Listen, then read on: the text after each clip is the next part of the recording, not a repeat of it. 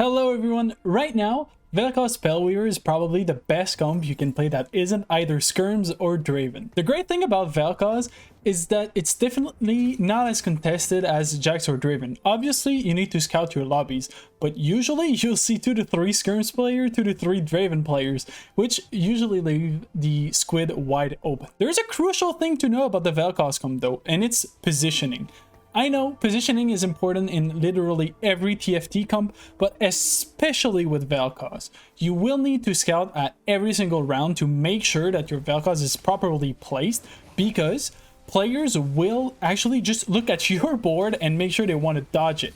So you have an extra layer of positioning to do, and just make sure that you do not relent on that aspect. It's definitely a comp everyone should play at least like once or twice, just to understand like the mechanics of it and how it works, and then it's gonna tremendously help you to position against it. Now let's dive a bit deeper with this game that we have right now. You just saw a great example of good positioning. You could see my Vel'Koz completely obliterating the other team, and it's really important. Right now, you see me actually scout, make sure that my Vel'Koz will hit the largest amount of comps possible. We're at a stage of the game where not everyone is alive, so it's easier to target who I'm gonna face, and you need to be aware of that. Vel'Koz is great even against assassins in some cases, because you can see my board right now, it's protected by the Zyra, by the Brand, by the Ziggs, and by the Ryze. Ryze is absolutely like a bonkers unit, by the way. Nevertheless, you can also see that right now I went with the A-Bomb mid-game. I don't think A-Bomb is absolutely like the best build for it when you go to the late game, but it's definitely huge on the mid game. It carries you like so hard. You can go with the usual Kalista, Brand, and Nunu start. That gives you 3 A-Bomb, and you can keep that for a long time. Kalista can even like be a Vel'Koz item holder, or you can simply put it on Brand. If you're not contested, it's going to be easy to get a Brand 2 again, so you don't have to worry about that. Otherwise, you can go with a Spellweaver start. You're not forced to go like A-Bomb. You can go with a Spellweaver and it's going to be fine. Right now, you can see that I have a cone also on Zyra, which really helps the Vel'Koz, gives them a lot of AP. You need to think about items for the A-Bomb. So you can see that my Nunu has the ZZ Rot.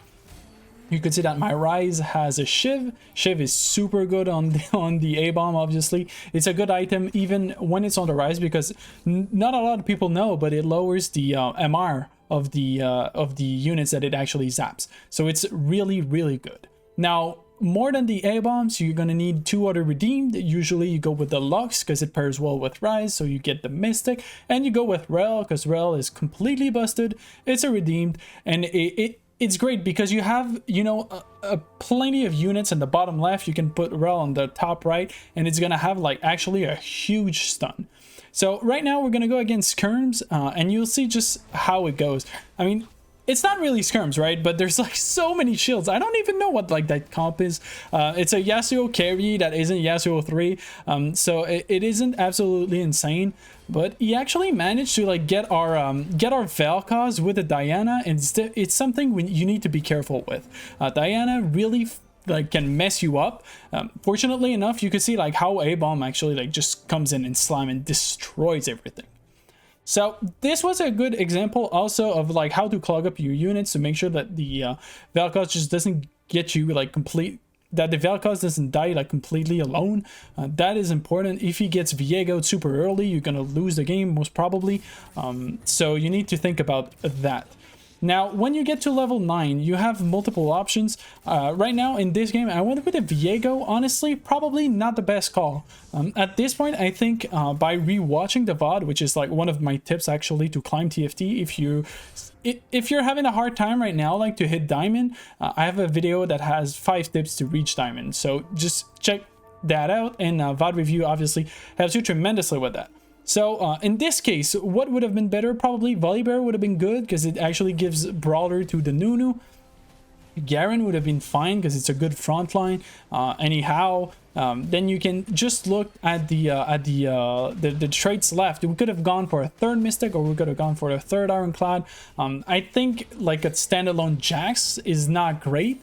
It doesn't do a whole lot, but definitely especially like we can see in this round, it was really close. I think getting a Mystic here could have helped against the Teemo. So going 3 Mystic with the Kindred here probably would have been like a lot better than the Viego. But you know, live and learn. So Vel'Koz right now, absolutely huge, absolute monster. You need to have it in a toolkit. I keep coming back to the concept of toolkits. It's really important. If you watch Kiyun play, he almost exclusively plays Squid. So if you want to watch high-level gameplay of the comp, learn about it, I strongly suggest you go into his stream and basically watch him. He's a one trick right now. This is not the best TFT patch we've had ever, so you need to be aware of that. Right now there's not a whole lot of comps that actually like challenge skirms because it comes online really fast, which is why like Vel'Koz is one of like the good comps right now. Is the A-bomb mid game really helps you stabilize, which is a problem with a lot of like 4-cost carries right now. Draven is actually like even falling a bit. It's not as strong as it used to be, mostly because you're gonna die before you can stabilize, because right now 6 skirms is just absolutely bonkers. So you really need the A-bomb mid game to help you.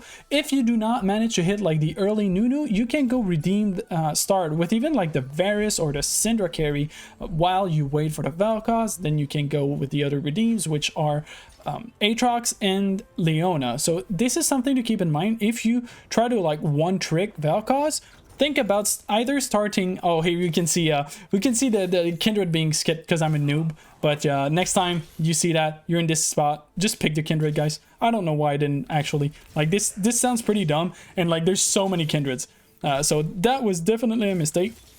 And nevertheless, let's not focus on that. Let me come back to the redeem start. So you're gonna go with the Leona, you're gonna go with the Aatrox. If you always start like Aatrox, Kalista, Leona, you'll have like this trifecta of units that you can have like a solid early game that really transition well into Vel'Koz. You need to think about this option. Right now about items, you can see that we have Shojin, we have IE, and we have Joe Gauntlet. This is the higher DPS build. Meanwhile, a lot of the players actually go for the Gunblade instead of the IE, because that gives you a little more sustain. I think if you had Dual Gauntlet, IE is really underrated as a third item on Vel'Koz. It's broken the amount of damage it does. You can see it in the last game's chart. It's absolutely bonkers. We got a win. Actually, I'm not sure if that was my win to Diamond. I don't think it was. I think it was on kill. But still, this is a great win. Vel'Koz is busted. You need to try it. If you enjoy TFT content, subscribe for more.